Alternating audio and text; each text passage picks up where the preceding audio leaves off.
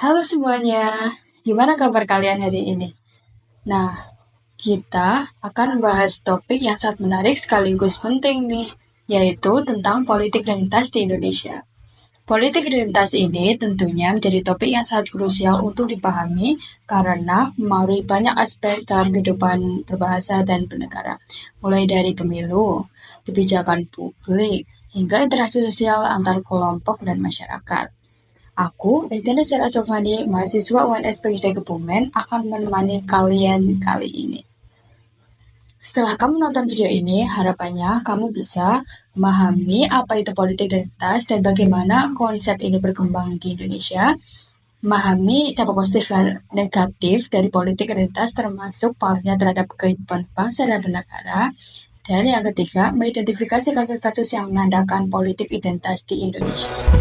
It is not the first time that communist tanks have rolled over gallant men and women. Let the record show that our restraint is not inexhaustible. Bayangin nih, kalian ada di sebuah kelas yang sangat beragam. Setiap siswa memiliki latar belakang yang berbeda-beda, mulai dari agama, suku, hingga budaya, mereka tidak sama.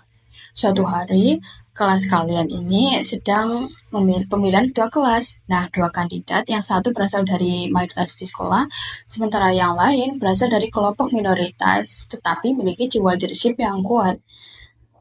Kalian mulai berpikir nih, mana yang lebih penting, identitas ataupun kompetensi?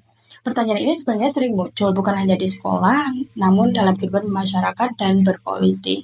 Hal ini dikenal sebagai politik identitas, sebuah fenomena di mana latar belakang seorang, mulai dari agama hingga etnis, menjadi faktor dalam pengambilan keputusan politik. Politik identitas bisa menjadi alat perjuangan kelompok yang selama ini terpinggirkan, tetapi di sisi lain, jika tidak dikelola dengan baik, bisa menjadi sumber perpecahan. Lalu, bagaimana cara kita untuk menangani politik identitas dengan bijak? Yuk kita bahas bareng-bareng. Politik identitas bukan sekedar istilah politik biasa. Hal ini mencakup fenomena sosial dan historis yang kompleks, di mana kelompok-kelompok tertentu berjuang untuk mendapatkan pengakuan atas identitas mereka. Seringkali sebagai respons terhadap marginalisasi di masa lalu. Di Indonesia, konsep politik identitas sangat relevan karena masyarakat kita terdiri dari berbagai suku, agama, ras, hingga budaya yang beragam. Identitas kelompok menjadi politik identitas ketika digunakan sebagai basis perjuangan aspirasi kelompok tertentu. Dalam hal ini, identitas berfungsi sebagai alat untuk memperjuangkan hak, keadilan, maupun kesetaraan. Namun, politik identitas juga berpotensi menciptakan konflik ketika digunakan untuk menonjolkan perbedaan secara eksklusif. Oleh karena itu, memahami konsep ini secara mendalam akan membantu kita untuk mengelola keragaman Indonesia secara bijaksana. Politik identitas merupakan strategi politik yang melandaskan identitas kelompok tertentu. Kelompok ini bisa berupa suku, agama, hingga ras. Politik identitas ini tidak hanya mencerminkan kesadaran sosial ataupun psikologis kelompok tersebut, tetapi juga mencakup perjuangan politis yang terstruktur. Sebagai negara yang memiliki keberagaman yang luar biasa, politik identitas seringkali menjadi alat untuk mengangkat isu-isu yang penting bagi kelompok tertentu, seperti hak asasi manusia maupun otonomi daerah. Sejak era kolonial, politik identitas sudah menjadi bagian kehidupan sosial Indonesia. Pada masa itu, identitas nasional menjadi alat persatuan untuk melawan penjajahan. Setelah kemerdekaan, perjuangan identitas kelompok tetap berlangsung, terutama bagi masyarakat adat yang ingin mendapatkan pengakuan atas hak-hak mereka. Namun, era reformasi membawa perubahan yang besar. Kebebasan berpikir dan berpendapat menjadi lebih luas, dan politik identitas semakin sering digunakan sebagai alat mobilisasi dalam pemilu maupun gerakan sosial. Politik identitas memiliki dampak yang beragam. Di sisi positif, ia dapat memperkuat solidaritas kelompok tertentu dan meningkatkan kesadaran akan hak-hak minoritas. Misalnya, perjuangan hak masyarakat adat di Indonesia berhasil membawa perhatian terhadap isu-isu yang sebelumnya sering diabaikan. Namun, politik identitas juga memiliki dampak negatif seperti memicu konflik antar kelompok. Ketika identitas digunakan untuk memunculkan perbedaan tanpa menghormati keragaman, hal ini bisa menciptakan polarisasi yang berbahaya bagi persatuan bangsa. Pilkada DKI Jakarta 2017 menjadi contoh nyata bagaimana politik identitas dapat mempengaruhi preferensi pemilih dan hasil pemilihan.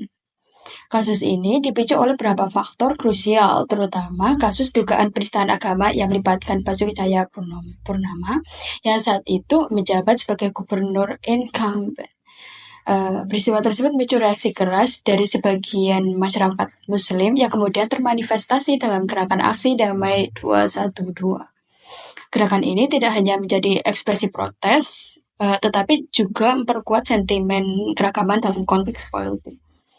Selain itu, di beberapa wilayah seperti Poso, Maluku, hingga Papua, identitas etnis dan agama juga digunakan sebagai pemicu konflik politik.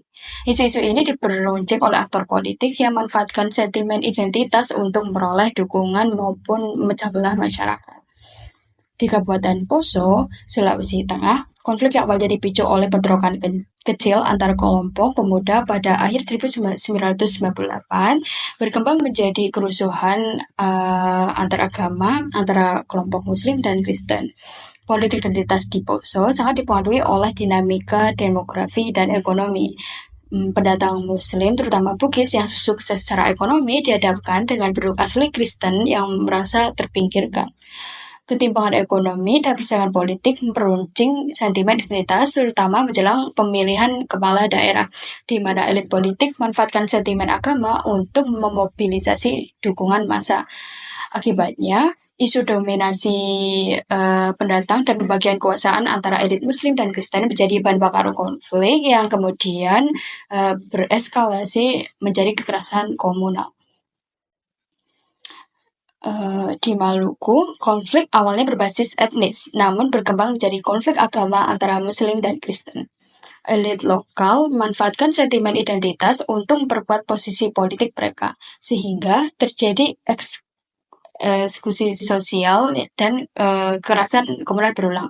Konflik ini juga dipicu oleh ketidakadilan dalam pembagian kekuasaan dan sumber daya. Selain itu, di Papua, konflik lebih kompleks karena melibatkan ketegangan antara masyarakat asli Papua dengan pendatang non-pribumi, serta antara masyarakat dengan pemerintah pusat. Politik identitas berbasis etnis dan ras menjadi alat utama dalam perjuangan hak-hak masyarakat asli. Namun, juga memperdalam polarisasi dan kekerasan baik secara horizontal antara kelompok etnis maupun vertikal antara masyarakat dan negara. Wah, politik identitas ternyata bisa menjadi alat yang memperkuat beragaman atau justru menciptakan sekat antara masyarakat ya. Pilihan ada di tangan kita. Apakah kita akan menggunakan untuk membangun atau memisahkan? Dalam dunia yang semakin kompleks, memahami identitas bukan hanya soal siapa kita, tetapi bagaimana kita melihat orang lain. Yuk kita terus berdiskusi, terus belajar, dan yang paling penting terus menjaga keberagaman sebagai kekuatan, bukan sebagai alasan perpecahan. Jadi, menurut kalian, bagaimana seharusnya kita mengelola politik identitas ini? Terus pendapatmu di kolom komentar ya. Sampai jumpa di video berikutnya.